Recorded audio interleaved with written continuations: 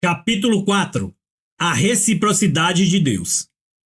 Se você possui alguma coisa que Deus não pode ter, você nunca terá um avivamento.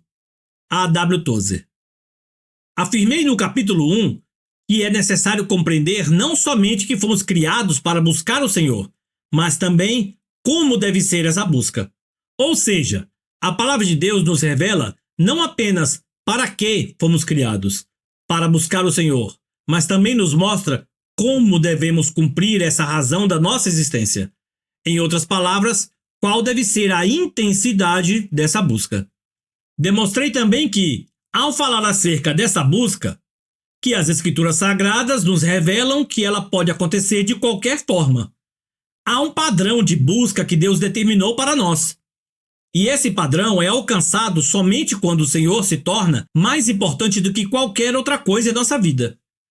Devemos chegar a um ponto tal nesse anseio por Ele que nada mais importe.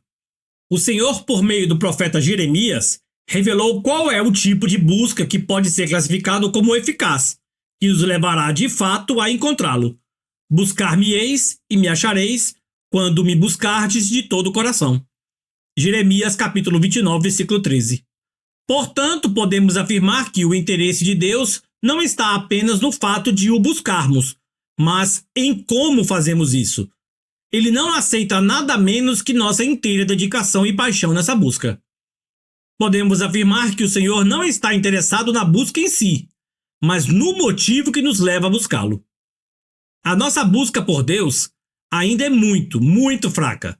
É pobre de intensidade, embora, ainda que de forma moderada, podemos reconhecer que ela aconteça. É lógico que ao falar assim estou generalizando. Corro o risco de ser injusto com o que considero ser apenas a minoria dos cristãos, pois, se a maioria de nós estivesse buscando o Pai Celeste como deveria, a Terra já teria sido profundamente abalada há muito tempo. Quero continuar batendo na mesma tecla do capítulo anterior, demonstrando que essa intensidade esperada por Deus tem muito mais a ver conosco do que com Ele. Esse padrão não foi estabelecido porque o Senhor é altamente exigente. Normalmente não questionamos os motivos de algumas ordenanças divinas, mas entendo que o Todo-Poderoso não tem necessidade alguma. Ele não precisa que o busquemos. Tampouco precisa que cheguemos a ponto de buscá-lo até que nada mais importe. Deus é perfeito e completo, absoluto em tudo. Não tem falta ou necessidade alguma. Os verdadeiros beneficiados em cumprir o padrão divino da busca somos nós mesmos. Há motivos pelos quais esses princípios divinos foram estabelecidos e revelados. Primeiramente, trabalhei a ideia de que dar a Deus o primeiro lugar é um princípio que protege o nosso coração, que nos leva a cumprir o propósito dessa busca apaixonada. Agora abordarei a questão da consequência do cumprimento desse propósito. Essa é a tônica desse capítulo. O propósito é que Deus tenha tudo de nós. A consequência é que tenhamos tudo dele. Recordo-me de uma frase de Valnice Milhones que eu vi quando ainda era uma adolescente. Ela afirmou: "Você nunca terá tudo de Deus enquanto Deus não tiver tudo de você." Mal sabia eu que aquela frase, que pareceu se agarrar ao meu espírito e não só à minha memória, seria divinamente usada nos anos posteriores para me fazer perceber uma lei espiritual que afeta o nosso relacionamento com Deus. Trata-se do que vou denominar como a lei da reciprocidade. Porque o Senhor instituiu e mantém essa lei, Ele nos encoraja a usá-la em nosso próprio benefício. Se entendermos essa lei, entenderemos também a importância de buscar a Deus de todo o coração. A lei da reciprocidade. Antes de detalhar a lei da reciprocidade na Bíblia, quero começar pela definição da palavra reciprocidade, que significa ato de ser recíproco. Por outro lado, a definição de recíproco é o que se dá ou faz em recompensa de coisa equivalente, mútuo. Com isso em mente, observe o que Tiago declarou: "Chegai-vos a Deus, e ele se chegará a vós outros." Tiago capítulo 4, versículo 8. O que a palavra de Deus nos revela nesse texto? A mensagem é clara. A ação divina é equivalente à humana. A aproximação é mútua e proporcional. Isso é reciprocidade. E podemos, diante disso, afirmar que o Senhor se move dentro dessa lei da reciprocidade. Vamos, ao longo deste capítulo, considerar várias afirmações e exemplos nas Escrituras e constatar que se trata de um padrão. Até o momento da conversão, o homem é tratado por Deus de modo diferente do que ele tratou seu Criador. Um claro exemplo disso é a declaração onde abundou o pecado, superabundou a graça. Romanos 5:20. Porém, a partir do início da caminhada com Deus, o homem tende a estar ciente da lei da reciprocidade. Deixe-me antecipar algumas objeções a essa declaração. Essa lei espiritual não anula a soberania de Deus. Pelo contrário, foi justamente o Deus soberano que a estabeleceu por vontade dele. O que vou compartilhar nas próximas páginas não sugere que o homem esteja no controle de tudo. Não pretendo insinuar que posso escolher tudo que farei no reino de Deus, nem qual dom ou ministério exercerei, pois isso depende de um chamado específico, depende da vontade de Deus. Entendo isso e procuro viver dependente da vontade do governo de Deus em minha vida. Tiago 4, de 13 a 15. Mas o que quero mostrar, pelas Escrituras, é que a lei da reciprocidade afeta a intensidade do meu relacionamento com Deus e a dimensão das minhas conquistas nele, ainda que não afete o seu plano e propósito para a minha vida. A verdade é que nossa atitude para com Deus é que determina como Deus, em contrapartida, irá nos tratar. Observe a declaração divina: honrarei aqueles que me honram, mas aqueles que me desprezam serão tratados com desprezo. 1 Samuel, capítulo 2, versículo 30. Quem decide se vai receber de Deus honra ou desprezo é o próprio homem e não Deus. Quando entendemos que dar honra ao Senhor significa receber honra de volta e que desprezar ao Senhor significa ser desprezado de volta, entendemos também que a escolha do tratamento a ser dado a Deus é nossa. Da parte dele, só podemos esperar reciprocidade, honra por honra e desprezo por desprezo. Nos dias do rei Asa, Deus enviou Azarias para anunciar a lei da reciprocidade ao rei de Judá. Veio o Espírito de Deus sobre Azarias, filho de Obed. Este saiu ao encontro de Asa e lhe disse: ouvi-me, Asa, e todo Judá, e Benjamim, o Senhor está convosco, enquanto vós estáis com ele. Se o buscardes, ele se deixará achar. Porém, se o deixardes, vos deixará. Segundo Crônicas, capítulo 15, versículos 1 e 2. A mutualidade foi claramente definida. Por quanto tempo Deus estaria com aquele povo? A escolha não era definida por ele, e sim pelo próprio povo. Observe a reciprocidade. O Senhor está convosco enquanto vós estáis com ele. E o Senhor poderia deixá-los? Sim.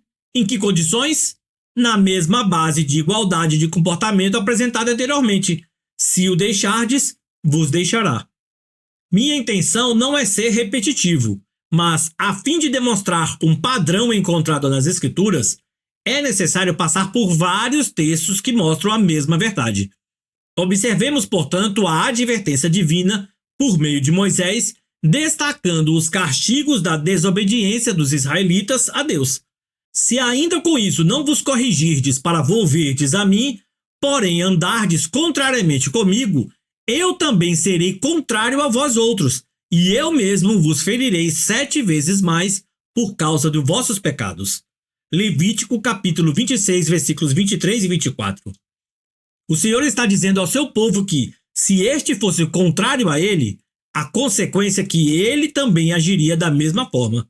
Observe a palavra também. Ela indica mutualidade.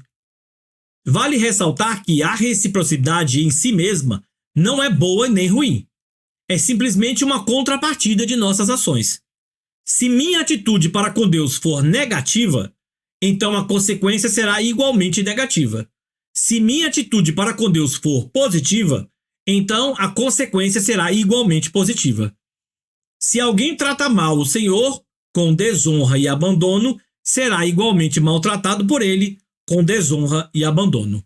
Se você trata Deus diferente, com honra e entrega, será tratado diferentemente por ele, com honra e intervenção. Isso é fato incontestável. Observe o que o Senhor disse ao rei Asa. Naquele tempo veio Hanani a Asa, rei de Judá, e lhe disse: portanto, confiaste no rei da Síria e não confiaste no Senhor teu Deus. O exército do rei da Síria escapou das tuas mãos. Acaso não foram os etíopes e os líbios grande exército com muitíssimos carros e cavaleiros? Porém, tendo tu confiado no Senhor, ele os entregou nas tuas mãos. Porque, quanto ao Senhor, seus olhos passam por toda a terra, para mostrar-se forte para com aqueles cujo coração é totalmente dele. Nisto procedeste loucamente, por isso desde agora haverá guerra contra ti.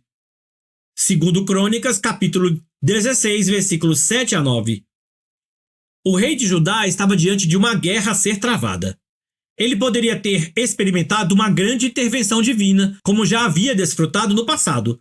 Bastava apenas que seu coração fosse totalmente do Senhor, pois quando nos entregamos totalmente em confiança, podemos ver Deus se entregando totalmente em intervenção sobrenaturais. Porém, a advertência divina foi que, diferentemente do ocorrido anteriormente, agora já não haveria intervenção celestial. O procedimento de Asa foi devidamente classificado. Procedeste loucamente.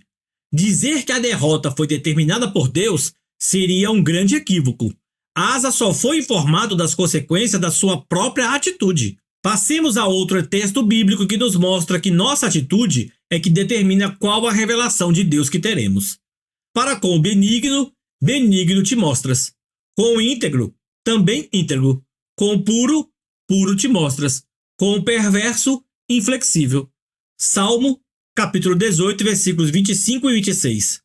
Atente para a correspondência entre a atitude humana e a revelação divina. Na NVI, Nova Versão Internacional, a expressão te mostras foi traduzida por te revelas. Isso é reciprocidade. Com o benigno, benigno te mostras. A quem Deus irá revelar sua benignidade? A quem escolheu andar em benignidade. A quem Deus irá revelar sua integridade? A quem escolheu andar em integridade. A quem Deus irá revelar sua pureza? A quem escolheu andar em pureza. Porém, observe que, ao perverso, Deus se mostra inflexível. Outra versão diz contrário. Mas por que Deus revelaria algo bom a uma pessoa e resistiria a outra? Alguém diante disso poderia objetar: mas a Bíblia não diz que Deus não faz acepção de pessoas? É verdade, está escrito.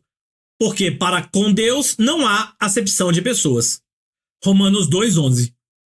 E esse princípio aparece tanto na nova como na antiga aliança. Pois o Senhor vosso Deus é o Deus dos deuses e o Senhor dos senhores, o Deus grande, poderoso e temível, que não faz acepção de pessoas. Deuteronômio capítulo 10, versículo 17. Contudo, isso não anula a lei da reciprocidade. Voltando ao Salmo 18, 25 26, citado há pouco, a qualquer um que escolher andar em benignidade, Deus igualmente revelará a sua benignidade.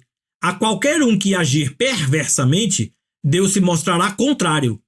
Não haverá acepção de pessoas. Um não terá mais privilégios quanto à revelação da benignidade do que o outro, embora desfrutar de uma intensidade diferente dessa revelação seja possível e diretamente proporcional à intensidade que a pessoa manifestou em sua atitude. Certa ocasião, ouvi alguém dizer que o Senhor não faz acepção de pessoas, mas faz acepção de atitudes. Concordo plenamente. Quando a Bíblia diz que o Senhor se agradou de Abel e da sua oferta, mas não se agradou de Caim e da sua oferta, o foco não estava em quem as pessoas eram, e sim no que essas pessoas fizeram. Essa era a razão de Deus questionar a Caim. Se procederdes bem, não é certo que serás aceito? Gênesis capítulo 4, versículo 7. A aceitação estava relacionada com o proceder de Caim, e não com sua pessoa. Por isso o Senhor também disse: se todavia procederes mal, eis que o pecado jaz à porta. Gênesis 4, 7. Quero demonstrar essa verdade bíblica através da comparação de outros dois textos. Ambos falam sobre oferta. Um determina que pessoas de condições materiais diferentes deveriam ofertar o mesmo valor. O outro, aparentemente contraditório ao primeiro, estabelece que pessoas de condições materiais diferentes deveriam ofertar valores diferentes, proporcionais ao ganho e condição financeira de cada um. Examinemos as porções bíblicas mencionadas. Contribuição igual. Disse mais o Senhor a Moisés: quando fizeres o recenseamento dos filhos de Israel, cada um deles dará ao Senhor o resgate de si próprio, quando os contares, para que não haja entre eles praga nenhuma, quando os arrolares. Todo aquele que passar ao arrolamento dará isso, metade de um ciclo, segundo o ciclo do santuário. Este ciclo é de 20 geras. A metade de um ciclo é a oferta ao Senhor. Qualquer que entrar no arrolamento de 20 anos para cima dará a oferta ao Senhor. O rico não dará mais de meio ciclo, nem o pobre menos, quando derem a oferta ao Senhor, para fazerdes expiação pela vossa alma. Êxodo capítulo 30, versículos 11 a 15. Contribuição diferente. No primeiro dia da semana, cada um de vós ponha de parte em casa conforme a sua prosperidade e vá juntando para que não se façam coletas quando eu for. 1 Coríntios, capítulo 16, versículo 1. A aparente contradição se resolve quando entendemos que não se trata de regras diferentes para a mesma coisa. Na verdade, são aspectos diferentes de uma mesma coisa, a oferta ao Senhor. No primeiro texto, constatamos que cada pessoa, seja rica, seja pobre, tem o mesmo valor diante de Deus. Esse texto sustenta o princípio de que Deus não faz acepção de pessoas. No segundo texto bíblico, constatamos que cada um contribui conforme a sua prosperidade. Não se trata de uma oferta igualitária, mas de algo voluntário e proporcional à renda. E nesse tipo de oferta, os resultados também são determinados de acordo com a oferta de cada um. Observe que Paulo ensinou aos mesmos cristãos de Corinto que a bênção que lhe será liberada sobre o ofertante depende de como ele agiu. Em outras palavras, o resultado é proporcional à atitude de cada um. Lembrem-se, aquele que semeia pouco também colherá pouco, e aquele que semeia com fartura também colherá fartamente. 2 Coríntios capítulo 9, versículo 6. Destaquei a palavra também no versículo anteriormente citado. Ela indica a mutualidade, a reciprocidade. Uma pequena semeadura produz uma colheita pequena. Uma grande semeadura produz uma colheita grande. Recapitulando, a ideia de que Deus não faz distinção entre as pessoas é vista na oferta de resgate mencionada no livro de Êxodo. O rico e o pobre são iguais aos olhos de Deus. Não há distinção entre eles. Mas e a diferença entre o que colhe pouco e o que colhe muito? O que se vê nesse caso não é a acepção de pessoas, e sim de atitudes. Quem escolheu quanto plantar foi o homem e não Deus. Quem provocou a colheita diferenciada foi o homem e não Deus. O Criador apenas estabeleceu a lei espiritual, mas o homem que decide como vai usá-la. Deus não vai, de modo algum, anular essa lei da reciprocidade, por ele mesmo instituída, pois, se por um lado ele não faz acepção de pessoas, por outro, ele o faz de atitudes. É imperativo entender que nosso comportamento afeta o nosso relacionamento com Deus. Entenda que não estou dizendo que Deus seja volúvel e mude de acordo com nossas atitudes. Temos que separar aquilo que Deus é da forma que ele interagirá conosco. Nosso comportamento não muda o que Deus é. A maior prova disso está na declaração de Paulo a Timóteo. Se somos infiéis, ele permanece fiel, pois de maneira nenhuma pode negar-se a si mesmo. 2 Timóteo capítulo 2, versículo 13. Ou seja, meu comportamento de infidelidade não muda o caráter da fidelidade de Deus. Por quê? Porque ele não pode negar a si mesmo. Então isso não é contraditório? De forma alguma. Minhas atitudes não mudam o que Deus é, mas afetam a maneira como ele se revela a nós. Observe os versículos anteriores ao que eu acabei de citar. Fiel é esta palavra. Se já morremos com ele, também viveremos com ele. Se perseveramos, também com ele reinaremos. Se o negamos, ele por sua vez nos negará. 2 Timóteo capítulo 2, versículos 11 e 12. A lei da reciprocidade aparece claramente no versículo anterior. Se o negamos, ele, por sua vez, nos negará. 2 Timóteo 2,12. Haverá mutualidade no comportamento divino? Com certeza. A infidelidade que leva o homem a negar a Deus gerará uma recíproca de negação da parte de Deus para com o homem. Isso é reciprocidade. A diferença é que o comportamento humano está expressando quem o homem é, enquanto a reação divina não está expressando quem Deus é. Isso é identidade. Esta é uma das maneiras do Senhor dizer aos homens: o que vocês estão vivendo não é necessariamente a minha vontade, tampouco a revelação de quem eu sou. Trata-se apenas das consequências das suas escolhas e atitudes. Precisamos acordar para o fato de que, se nossas escolhas, o que inclui a responsabilidade de desejar Deus até que nada mais importe, não nos levarão a uma dimensão mais profunda de relacionamento com Ele, então não haveria razão para essa busca. As pessoas confundem as coisas. Já vi gente dizendo que Deus não irá revelar mais de si a uns do que a outros, tampouco abençoar mais a uns do que a outros, uma vez que ama a todos igualmente. Mas o fato é que os resultados que vivemos não são determinados de forma unilateral pelo Senhor. Por exemplo, desde a antiga aliança, Deus revelou um princípio: obediência atrai bênção. Deuteronômio capítulo 28, versículos 1 a 14. A desobediência atrai maldição. Deuteronômio capítulo 28, versículos 15 a 68.